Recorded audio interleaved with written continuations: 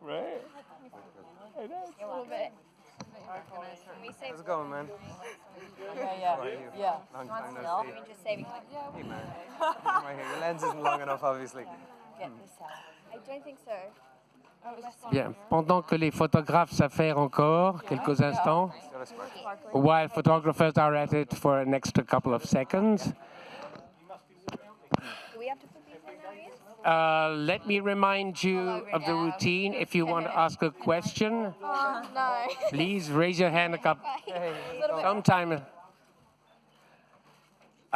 when you get, just so we can see you, and when you get the microphone, please stand up, introduce yourselves, ask your question, one-tier question, not a double or triple question. Then sit down and give the mic back.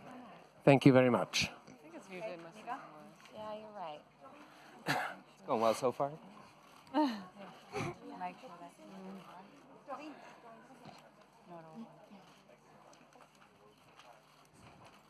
Maybe if it's not in English. Photographers, please. I'll Hey, man. Some of it might be in English. Yeah, Don't that's have to true. worry. I can't remember. You can never tell. Last year I put these in and it was all in English anyway. We're not turning it off. I'm with the nice guys. Bonjour à tous. Hello, everyone. Yeah, but And welcome to the press conference for Scary, but it was fun. The Beguiled. Bienvenue à la conférence de presse pour Les Proies. Et je vous présente tout de suite I would like, les personnes qui sont ici à ce without podium. And further let me ado, introduce to introduce Whoa. everybody up here. all right, That's intense. Oh yeah. the people who are here. At my far end of the table, the producer Youree Henley. Thank you.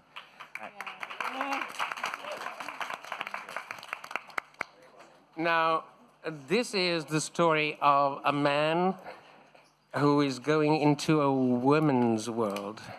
So, the man, Corporal John McBurney, Colin Farrell.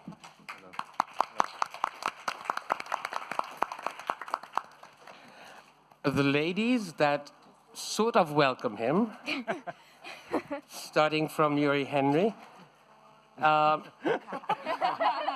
Thank you. Now, next to you, sorry, love. Yeah, it's, Looking your feminine self today. You that's were. right. I feel As Marie Addison Riecke.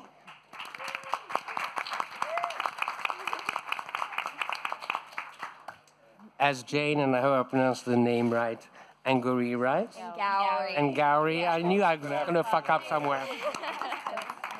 Close enough. Sitting next to Mr. Farrell as Alicia Ellie Fanning. Interesting, no? You've got a nice skin. Ellie. Sitting next to Angourie, thank you, as Edwina Kirsten Dunst.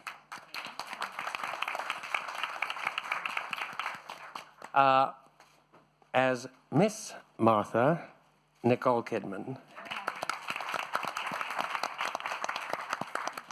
Now, the lady center of the table, center of our meeting today, director Sofia COPPOLA.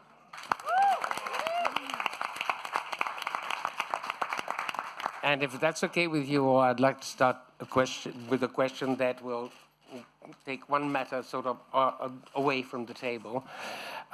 This film has the same title and is based on a book published in 1966 by Thomas Colin, and Don Siegel made a movie out of it in 1971 with Clint Eastwood. This one is from Mr. Farrell. I don't know how the idea came to you, Ms. Coppola, since you wrote the script, to take this project on. Did you want to separate yourself from the Don Siegel movie and go back specifically to the book? How did it come together? I did. Ann Ross, our production designer and one of our producers, a friend of mine, said, "You have to see this movie, The Beguiled. I think you need to make a version." And, kind of in passing, and I thought, I would never remake a movie, and it's a beloved movie of that genre. And I saw it, and I thought it really stayed in my mind. The premise was so something I'd never seen. So interesting about a girls' school in the South during the Civil War, and they take in an enemy soldier, and it was told. The original movie is from a male point of view, the soldier's point of view of this woman's world, and I thought, oh, it would be so interesting to go back and find the book and tell the same premise, but from the women characters' point of view. So that was. So I got the book, and I started imagining how I would tell the story and imagine what it was like for these women at that time. Thank you. Quick question. First question, BBC. Hi, yeah, Lauren Turner from the BBC News website. Just wanted to ask what the film has to say about the female group dynamic and feminism being told from their perspective. The female, which? Sorry, the female group dynamic and feminism. It's a story about a group of women and the dynamics within them and women at different ages. So it's really interesting to work with so many actresses at different points in their life, and to have Colin as our token male, and he was a good sport about being our object. I'm sorry. Go ahead. A quick question about your character, Miss Kidman, which, sorry to go back to the old movie, is played by Geraldine Page. Now, Geraldine Page in that version is extremely steely. In your version, it's a combination of genteel and steely. Was that, am I mistaken? Well, I don't like to say what it's meant, how you're meant to feel about her. I can only speak in the sense of she's there protecting these girls in a very, very treacherous, difficult time, and they're surviving, and she's so her motivation is to protect them, to guide them, to bring them so that when the war does end, they're capable. She's also religious, and she wants them to have a moral compass, and so she's their guide, their teacher, their mentor, but very, I would hope, maternal towards them. Thank you. Question over there? Hello, my name is Marcus. Way over there. My name is Marcus, and I work for Swedish television. First, I want to say it's nice to have you here, and extra welcome to Colin Farrell, because we were missing you yesterday on your press conference on your other movie. Thanks, man. So now we're happy that you're here. Thank you. I want to ask one question, and I want Colin Farrell and Nicole Kidman and Kirsten Dunst to answer it. How has it been to be working together, and what have you been going through during this journey together? It's been a journey, man, to get here. Many miles of road. Many corsets. It was many corsets, which I didn't have to worry about being the token male. Imagine if I said token female, then the debate would be open. It was an amazing experience to shoot this film. It really was. I mean, I grew up in my life with three very strong and very brilliant and kind and smart women in my life, my mother and my two sisters. So for me to be surrounded by all of these incredible women who are amazingly talented and decent and smart and creative and insightful and curious was just a treat for me. I was really spoiled. And Sofia sets a very particular mood in the working environment that was one of comfort and ease and trust and an environment that allows you as an actor to play and allows you to explore. So it was really, I've been doing this 20 years and I've said a couple of times, I think it was my favorite experience, my favorite shoot. And you never know what that's going to result in. You never know what that doesn't mean the film's going to be good or bad or anything. It has very little bearing sometimes. But it was an amazing creative experience, and I got to sit back and watch these women do incredible work, and to be directed by Sofia, who's only one of two female directors I've worked with, Sofia and Liv Ullmann. Unless I'm forgetting someone, and if I am, I should be shot. But it was amazing to have Sofia, because it is told from a female perspective, and what happened? It is told. Oh, tell me later. It is told. It is told from a female perspective, and so I think it was very important to have. Sofia's a very elegant human being. She's obviously incredibly smart, but she's incredibly elegant, and she has a gentility to her, which is not to say that she hasn't got a beast of an engine inside, and an incredible creative engine, you know. But it was nice to have that elegance and that at times tenderness pervade the whole experience, and aesthetically also inform how the film looked. And then my guy comes in and he's just little bit of a survivalist, and someone who the idea of good manners is maybe not speaking with your mouth full while you're eating, and that's about the extent of it. But we had a great time. I had a great time with Kirsten and an amazing time with Nicole. It was the second time I worked with Nicole in a very short period of time, so we liked each other the first time out, thank God, so the second time was a joy. No, that was good. So. Right, I'm out of here, thanks. Great job, Colin. Question? Do Sarah Palin over here. And then... Okay. Rodrigo Fonseca from TV Globo Brazil. Question to Sofia. Could you please say a few words about the cinematography? Oh, yes. I loved working with Philippe Lassorde, our French cinematographer, who's such an artist and helped me so much to create the atmosphere and the world of the film. And I'm excited to see it on the big screen tonight. Thank you. Who has the mic here? Go. Okay, the mic is over there. Hi, sorry, hello. It's Jack Mulvin from The Times.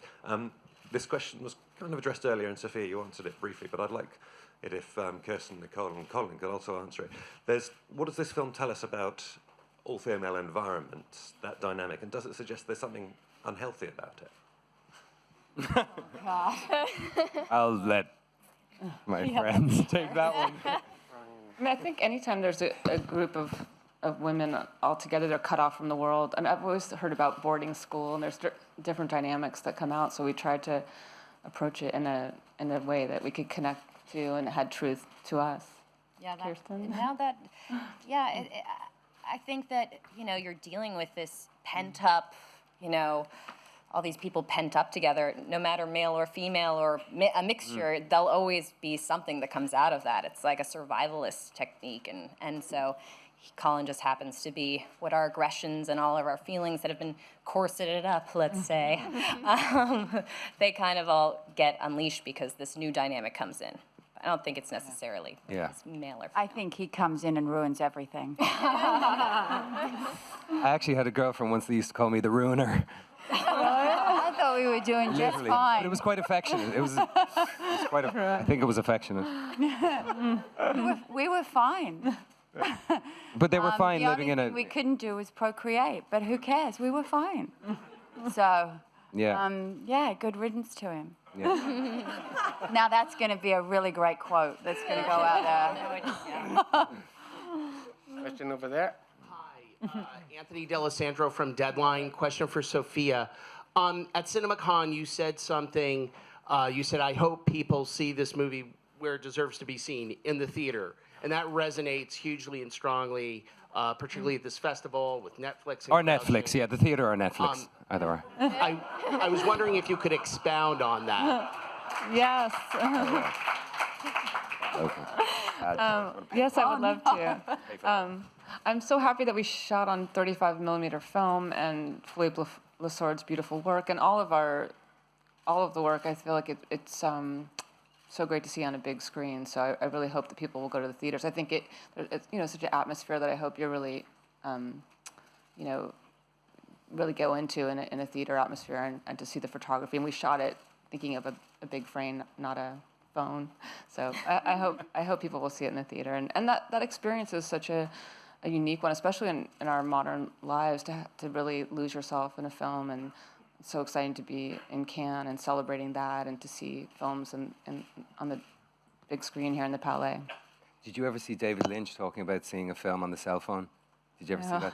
No. It's so beautiful. Did anyone ever see David Lynch talking about... Just check it out on YouTube. It's so beautiful. It's like a 45-second poem, because he's very serious and he talks about people seeing, and then he goes, and you think you're seeing the real movie on a fucking telephone at the very end. It's beautiful. Get real. It's so beautiful. Check it out. We'll have a look after. Okay. Watch it together. Yes. Question over there. Ulrike Koltermann from German TV ZDF. Question to Sofia. Is it more like, Oh, thank you. Over there. is it more like a feminist film because the victim is a man, or could it be seen also as a macho film because the women don't do anything else, just turning around one man in the show? It's up for the audience to determine how they want to take it. I put my thoughts into the film, and you can interpret how it connects with you. But for me, I was making the story from the female point of view and trying to show what it was like for them. And I was making it from the male. Yeah. But I was outpowered. Yeah, exactly.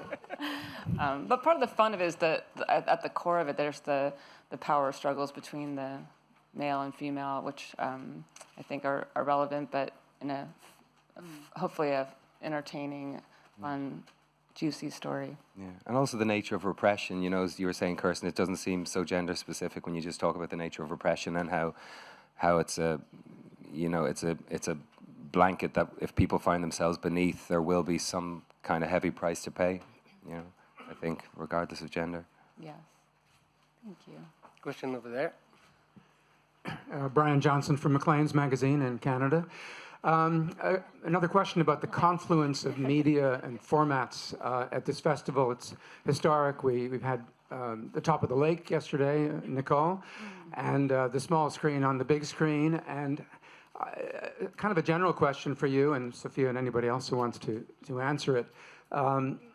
With this changing landscape, where do you feel the most freedom lies these days? And for female filmmakers and actors,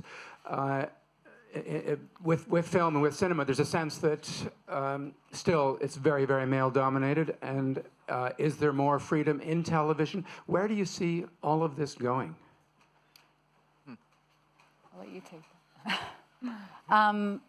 Still only 4% of women directed, I think, the major motion pictures of 2016, 4.2%, which is a statistic from the Women in Film group. Only 183 women directed. There were 4,000 episodic television series, and only 183 women directed them. So, pardon?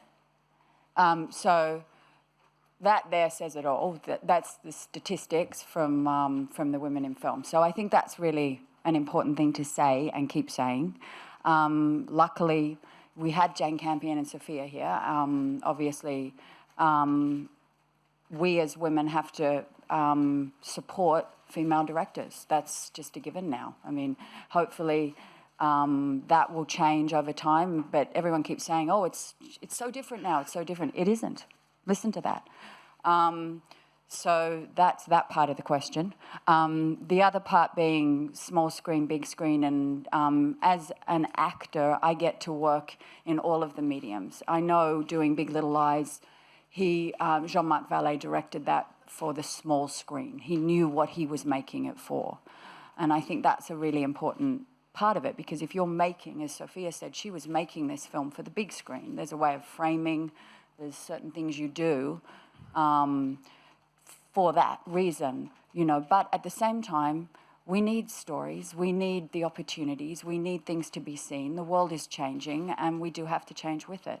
So I have a foot in sort of every area of this, and I am grateful. I'm a grateful recipient. I mean, I'm turning 50 this year, and I've never had more work than right now. I'm incredible, and that's partly because I can work in television, I can work in films that are made to be shown on a small screen, and I can work in films that are shown on a big screen. So I'm grateful for those opportunities. Question over there. Hi, Jason Gorber from Screen Anarchy and Birth Movies Death. Sofia, remarkable film. I'm just wondering if you and the actors can talk a little bit more about the challenges of revisiting a film which is considered by many a classic. And specifically, Sofia, when Kathleen Kennedy was reaching out to some filmmakers to work on a certain sci-fi franchise, your name was actually bandied as one of the people that she might have reached out to. I'm wondering if a studio had reached out to you and say, hey, you can do a Marvel movie, a Disney movie for $200 million. Is it something you would want to do, or are you more interested in your art being more specific, more personal? How many tiers was that question? Subsume your vision to a greater whole.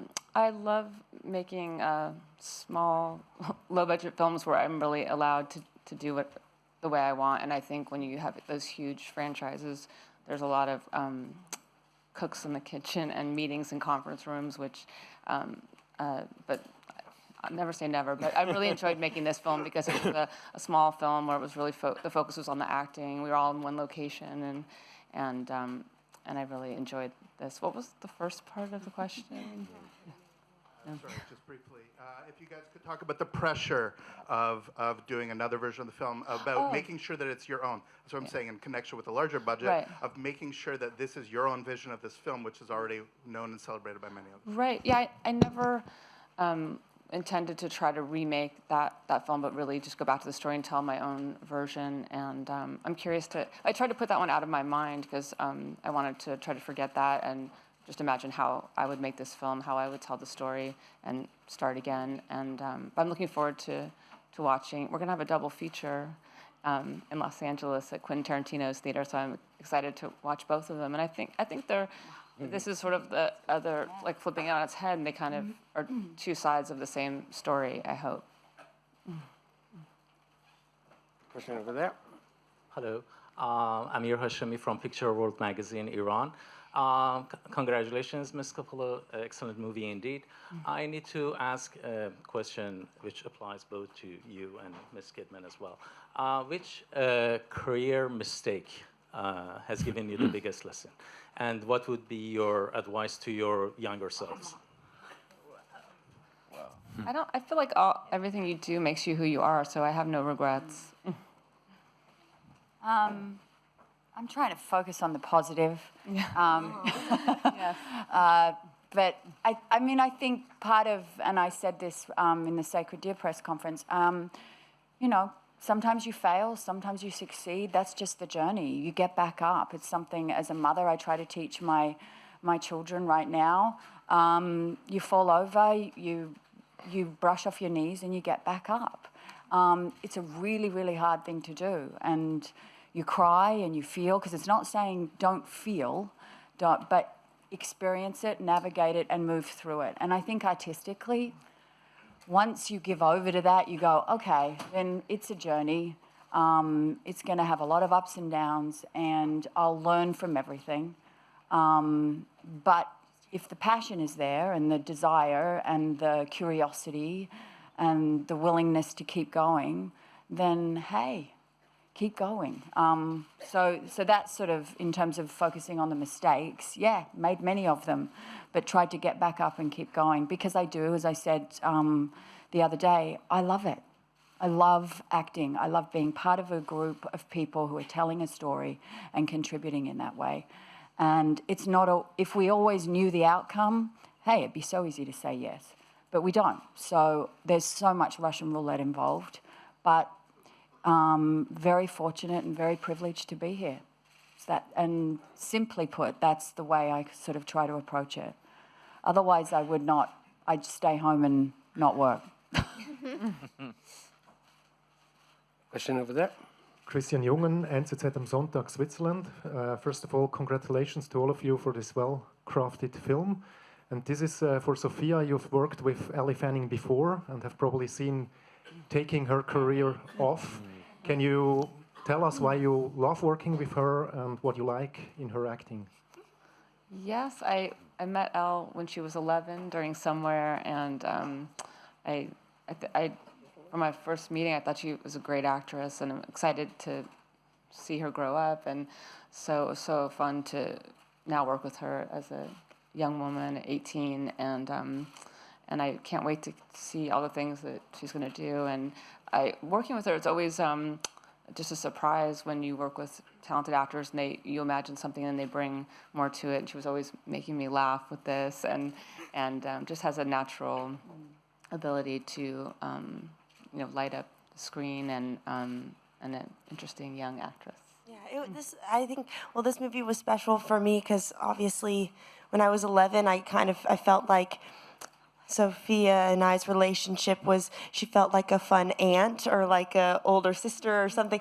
And then now when I did this movie, it was a special moment in time because I had turned 18, and so my mom, it was the first time that my mom didn't come to set anymore, and so I was alone in New Orleans, and and also like it was a very safe place because Kirsten was like a friend. My mom was like fine with letting me go with these things. I had also worked with Nicole and Sofia, so it was like it was a very family unit. But also working on it, I felt kind of like my relationship with Sofia shift in ways too, because she saw me as older and we became more girlfriends and would hang out. So that was really neat. So this is just a memorable film for me because it's a moment in time that, you know, it's, yeah. Question over here. Hi, I'm Deborah Cole from AFP. I have a question for Sofia and Kirsten. And I mean, this film is set 150 years ago, but its themes of, you know, bringing women to the fore and also these deep divisions in America, you know, feel very 2017. And so I was wondering if you could both talk about why this was the right project at this time for you. For me, I was telling Sofia the other day, I was like, if she gave me the phone book and was like, we're going to make this movie called The Phone Book, I would do it. So it wasn't like this theme was the reason I did the movie. I would do anything with Sofia. So for me, it was just about working with her rather than like, yeah. So that's why. I feel like I'm attracted to certain projects and I don't really know why until after, but there's something relevant that I can connect to, so I hope that other people can too. And I'll let the audiences get what they can, but I do think there's still themes in it that are relevant today, even though it's set in the past. And it's easier to look at themes when they're filtered through another era because we can have a little separation from them, I think. Question over there. Hello, Peter Paul Hood from German television. I have a question I remember very vividly from the Don Siegel film, the amputation scene. And here, everything happens behind closed doors. And I was wondering why you choose to show this crucial moment out of frame, or not to show it on frame. I don't want to give the whole movie away. But no, I think a classic form in cinema is what you don't see is much scarier. What you imagine is scarier than what you see. So that was my choice. And I tried to embrace gore in this movie, and we did a lot for me. But I didn't want to. I thought it was scary. I love the moment where Miss Martha ends that scene, and we know it's going to happen, and then we have to wait and see. Question over there. Hello, Elle from Algeria. I would like to ask Nicole, and first I want to congratulate you for this nice movie. For this year, you are with Sofia. You are with Sofia. Everybody said this year is Nicole Kidman in Cannes. So everybody think you will got the Palme d'Or this year. Do you feel the same? What do you think about this prize, especially it's come after the Oscar, if it's come? I mean, for me, it's lovely to be able to be here and support Sofia and Yorgos. And as I said, so much of being an actor is being asked to be in things. And Sofia came to me and said, she came and saw me in London in the play. And we went to dinner, and she said, I have this script. And I was like, I was the same. I was the same as Kristen. I was like, you could give me the phone book and I'll do it. So I think instead of focusing on any of the other things, it's just an honor to be here at this festival, to support film festivals, to be able to have films like this not get lost, because a lot of times it's very hard when you don't have the massive budgets for the publicity and the huge studios behind you to get the film seen and heard about. And so we're just very lucky to have these opportunities. And you rely on festivals a lot of times for these things.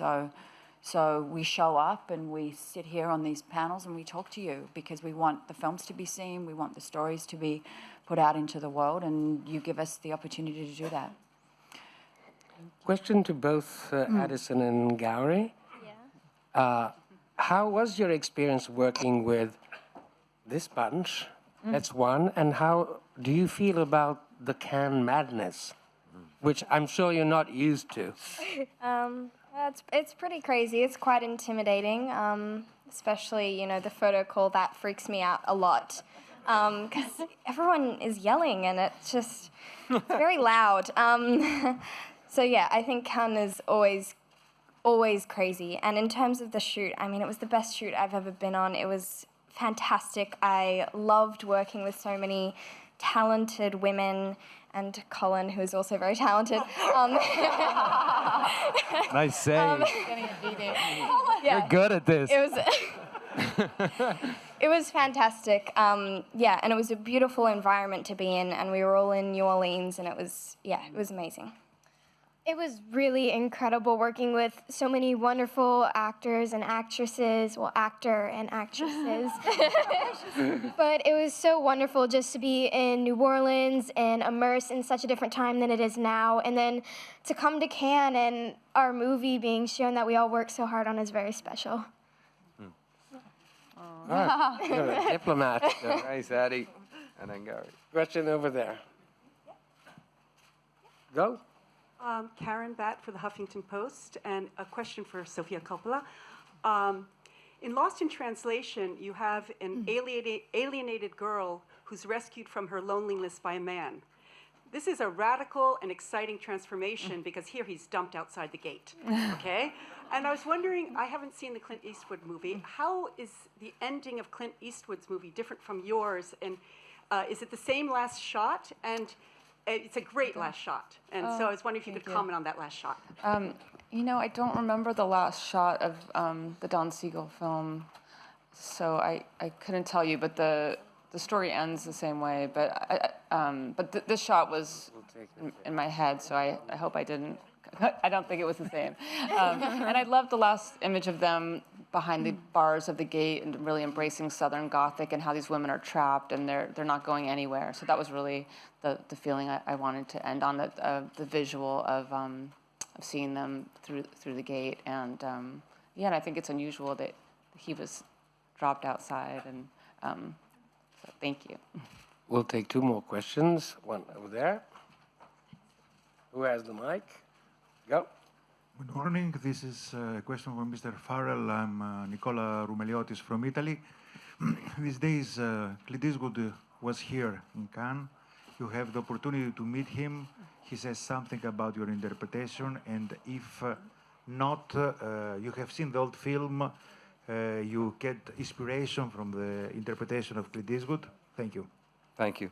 I've never had the pleasure of meeting Clint Eastwood, so no, and I'm sure he would have no desire to say anything to me. I mean, Clint's busy enough and he's got his own life.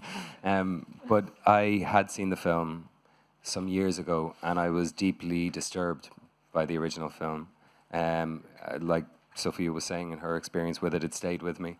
And I had done 2 films before that were called remakes, and I had said, I'm never doing a remake again. And then I obviously shoot the phone book with Sofia.